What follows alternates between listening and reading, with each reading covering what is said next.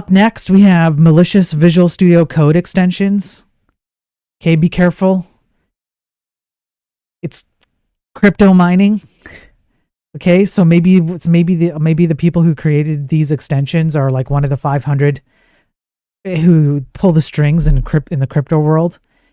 So a researcher named Yuval Ronin uncovered 10 VS Code extensions that were published on April 4th.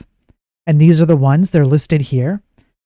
And they got 300,000 installs since April 4th. And there was another extension that got 500,000 installations. Now, some of these numbers might be artificially inflated. I'll give them that so that people can install them and give them a sense of urgency.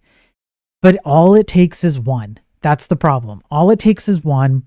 And then what happens is it executes a script under the hood, and it will literally crypto mine on your machine.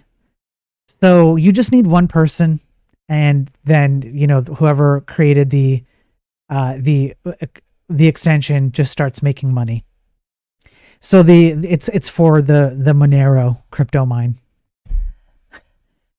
So, you know, so somebody's benefiting off this, right?